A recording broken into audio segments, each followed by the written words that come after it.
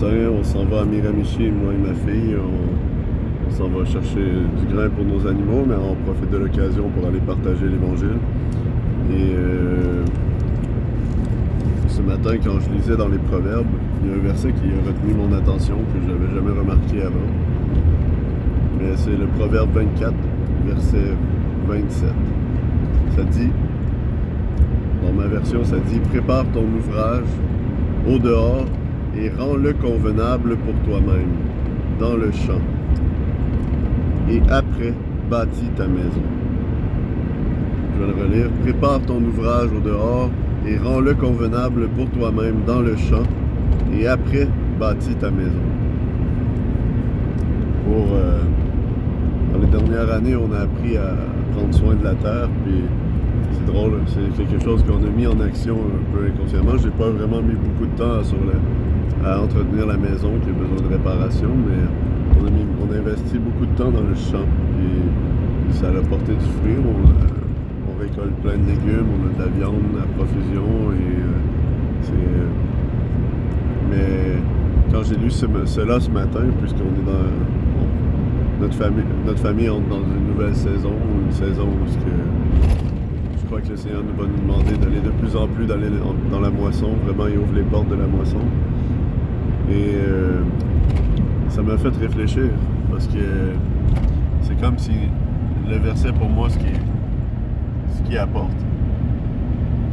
c'est qu'il dit « Travaille dans le champ du Seigneur, puis après tu t'occuperas de ta maison. » C'est spécial parce que c'est peut-être pas l'ordre qu'on pourrait dire spirituel ou souvent qui est annoncé. On va dire occupe-toi de ta famille, occupe-toi de...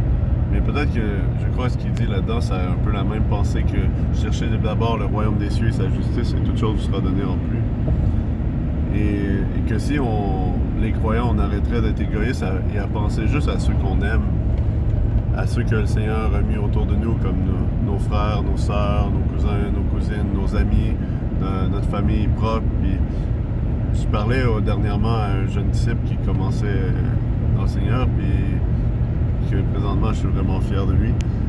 Et il m'avait posé la question comment ça, c'est si difficile de partager à sa famille, à ses proches, puis les gens, pourquoi ils l'écoutent pas, pourquoi ils voient pas, tu sais, comme. Il dit, ben, j'y ai partagé à ce moment-là. Ce que j'y ai partagé, je le réalisais même pas aussi profondément que quand j'y ai partagé. Je pense que j'y ai partagé pour me le partager.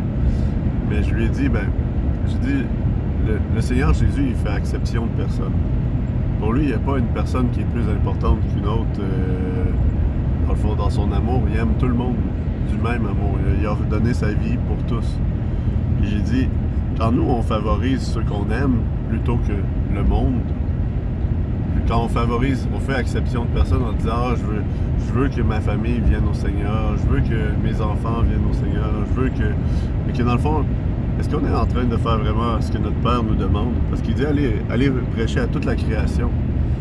Il dit allez prêcher à toute la création, puis la réalité derrière ça, c'est que pour le Seigneur, pour ton cœur à toi, peut-être que tes enfants sont plus importants. Pour ton cœur à toi, peut-être que ta mère est plus importante, ou ta cousine, ou tes amis. Mais la réalité, c'est que pour le Seigneur, lui, il veut que tous parviennent à la repentance. Il veut que tous deviennent ses enfants. Alors c'est pourquoi il nous appelle à justement à porter son cœur, puis à pas faire exception de personne, ou à investir plus notre temps dans des terres qu'ils ne veulent pas recevoir. Le Seigneur a très bien dit, si on ne te reçoit pas, balaye la poussière de tes pieds, puis va ailleurs. Continue, persévère, partage la bonne nouvelle. Puis à quelque part, c'est ça le véritable amour, parce qu'il n'y a rien à gagner d'aller partager l'Évangile à un incroyant qui est à 1 heure de route de chez toi.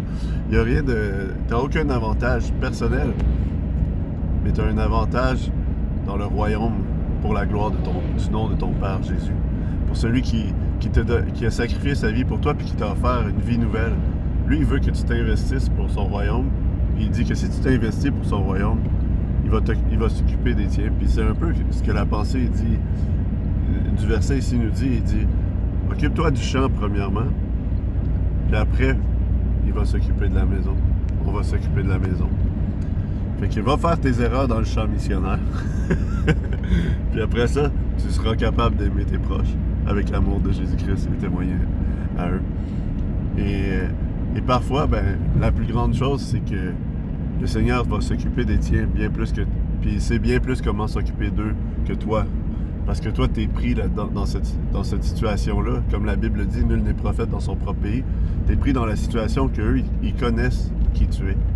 Ils savent qui tu es, ils connaissent tes faiblesses.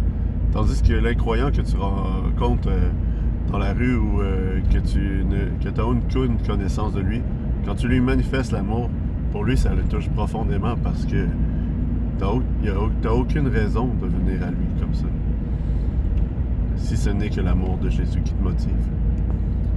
Alors, que le Seigneur Jésus vous remplisse de son amour, qu'il vous donne sa compassion pour les âmes perdues et qu'il vous donne un zèle à aller proclamer la bonne nouvelle et qu'il vous remplisse de joie à être ses serviteurs parce que, comme je lisais aussi ce matin dans Romains, je vais essayer de tourner pendant que je vais changer de main. Non, comme je disais dans Romains ce matin, ça disait, ça va être la rue à droite après le pont.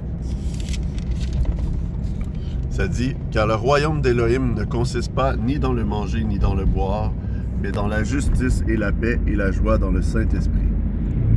Fait que je vous encourage à aller dans la joie et la paix, annoncer la justice de Jésus-Christ. Soyez bénis.